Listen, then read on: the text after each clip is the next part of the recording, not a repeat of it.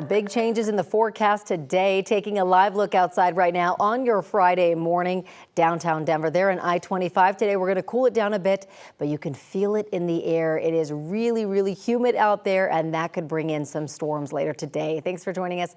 I'm Corey Rose here with Mark Salinger, Keely Chalmers, and Chris Bianchi. I want to get right over to Chris Bianchi because, first of all, when you step outside this morning, it feels muggy outside, but then there's some storms, some severe possible weather that you're watching later on this afternoon. And I've been saying this all week long. Usually in Colorado, our lacking ingredient for storms is moisture because we're in a pretty dry place. We are 800 miles away from the nearest big body of water, so it is tough to get that moisture here. So as a result, when you step outside and it feels like this today, that's usually your sign that we're going to be dealing with showers and storms in the afternoon, and that will likely be the case for us with temperatures that'll top out in the mid-80s for us here in Denver. Clouds will increase. Probably some bits of morning sunshine. I think we have a sunny start to the day, but storms mainly between about 1 and 5 p.m. for us in the metro area. For my friends on the Eastern Plains, Fort Morgan, Limon East, those storms will probably last into about 8, 9 o'clock or so tonight. Strong storms, though, the main time window for all of eastern Colorado, 12 to 7 p.m. And the further west you are, the closer you are to 12 p.m. The further east you are, the closer you are to about 7 p.m.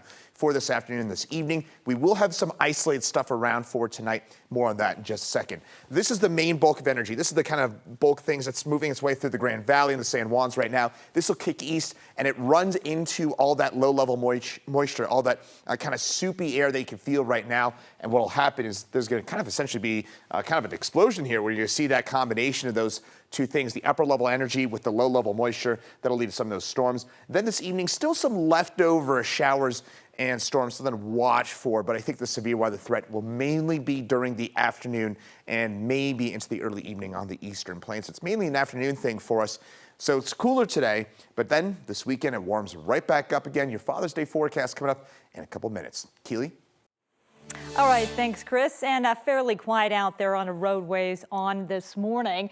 We've got just a few cars out there. Let's take a look at your your traffic maps and take a look at a few of those times out there right now. Westbound I-70, E470 to I-76 still looking very good. We're looking at the green light there, 14 minutes for your commute. It's an 11-minute commute southbound I-225, I-70 to I-25. We'll head out to northbound I-25, Castle Rock to I-225. You got the green light there, an easy 17 minutes, and we're looking at 15 minutes between downtown and the Denver Tech Center in either direction. A lot of green out there this morning. That's how we want to start it. All right, Keely, thank you. A woman from Idaho is dead this morning after hiking at Colorado National Monument. The National Park Service says 54-year-old Marcia Cook collapsed 2 miles up the lower Monument Canyon Trail on Monday afternoon. Her family and first responders performed CPR, but she died there. The cause of her death is under investigation, but the National Park Service notes temperatures there have exceeded 90 degrees in the past week. Ranchers in Colorado can now kill wolves, at least in certain circumstances. Colorado Parks and Wildlife approved the major change yesterday, but ranchers have to use night vision to kill them and can only kill those wolves if they catch them in the act of killing livestock. In a 6-4 vote yesterday, the Colorado Parks and Wildlife Commission approved the use of artificial lights, thermal scopes, and night vision. They made the decision after hearing from ranchers who told them that the wolves haven't just affected their livestock, but also their livelihoods. Many of us were physically living and sleeping with our cattle. Protecting our livestock became a 24-hour-a-day job. I myself was put on blood pressure medicine due to lack of sleep and acute stress. The commission also started a work group to help define when a wolf can be killed for killing too many cattle. Right now, the state does not have established criteria, and Colorado Parks and Wildlife has been handling each request individually. So far, CPW has not authorized killing of any wolves.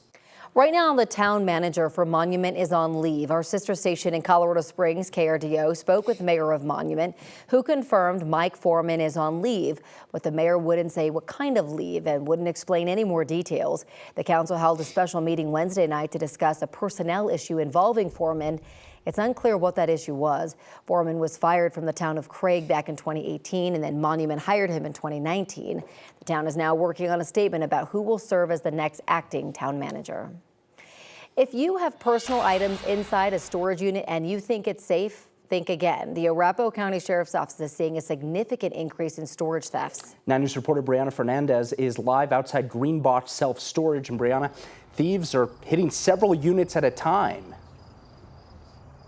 Yeah, that's exactly right. And the problem that the Arapahoe County Sheriff's Office is seeing is that most of these storage facilities don't have surveillance video inside of those units. So if you're going inside, you probably won't see surveillance cameras. So the Sheriff's Office says that there's only surveillance cameras sometimes at these storage facilities at either the garage, the entrance, or the front door here. So one of the ways that thieves are getting into these units very easily, according to the Arapahoe County Sheriff's Office, is that they're either breaking the locks, they rent a unit online using a fake ID or a stolen credit card, or they park their car next to the fence and throw over the stolen items. So the uptick in stolen items started during the pandemic, and according to the Sheriff's Office, that hasn't stopped. So in 2020, there were 115 thefts, 2021, 150, then you have 2022 at 144, 2023, 138 thefts, and this year so far, there have been more than 60 reported storage thefts. So investigator Brett Cohen, I actually spoke to him yesterday, and when I was doing the interview yesterday, he said he walked into work already, and there was already cases of storage theft. So he suggests documenting everything that's inside your unit with photos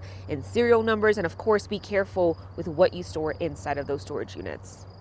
Do not put any financial information in, do not put checks in there, do not put any firearms in there. When you get there, you need to ask pertinent questions. What has your facility done for security to protect my items?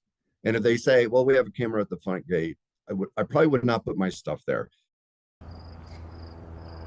So Sergeant Brett, he says that if you do get caught stealing any items at these storage facilities, you could face several charges. So that includes trespassing as well as burglary. Coming up in the next hour, I actually spoke to a victim who was renting a unit here, and he came face to face with the thief. So you want to tune in for that story coming up at 6. For now, I'm live in Arapahoe County. Brianna Fernandez for 9 News. Yeah, you place your trust in leaving your items there. You hope that they're protected. Brianna, thank you. Happening today, the nonprofit organization Home Aid Colorado will be holding a diaper drive. They're going to be handing out nearly 4 million diapers and wipes to families in need. This is so great. The drive will be happening this morning from 9 to 11 a.m. in parking lot H of Dick's Sporting Goods Park. Well, we know it's hard to keep up with kids' habits in the summertime, but nurses say developing a healthy lifestyle early, both physically and emotionally, will help them set them up for the rest of their lives. 9 News reporter Brianna Clark joins us live now. And Brianna, there's an event today that's going to help with exactly that. Yeah, they actually did a test run last month, and parents who were there tell me that their kids walked away with a better understanding of who they are and what their bodies need. The folks in the blue t-shirts here in these pictures are nursing students at Concord Career College in Aurora. They're the ones putting on today's Pediatric Health Fair. The hands-on activities are kind of like little art projects, showing kids how the heart functions, how the lungs work, what the liver does, and how to acknowledge and express emotion. It's all an opportunity for them to also meet the nurses who could be taking care of them one day and help them feel better about going to the doctor. Health is, it doesn't have to be scary. It can be fun. And if we know about what's going on inside the body, we can take care of it so that we don't have to have as many shots. All right, this is the first time Concord has held an event like this, and it'll cost you nothing to attend. So if you're looking for something to do today with the kids, take a look at your screen now. Today's health fair is from 10 until 2 at 111 Havana Street in Aurora. It's geared toward kids 5 to 12, but all ages are welcome and they will learn something. Coming up later this morning, we'll go over some of the new data that shows Colorado is heading in the right direction when it comes to kids and their mental health. And nurses at today's event are hoping they can help keep that going. Reporting in studio, Brianna Clark, 9 News. A lot of great options for families today. All right, Brianna, thank you. Dozens of hikers say they became sick during trips to waterfalls near the Grand Canyon in Arizona. People who hike the waterfalls near Havasu Pai Reservation in Arizona say they've come down with gastrointestinal disease. The tribe's tourism office says last week it tested water from the local spring that visitors rely on for drinking water and found that it was safe. Experts still trying to figure out exactly what the source of the outbreak is.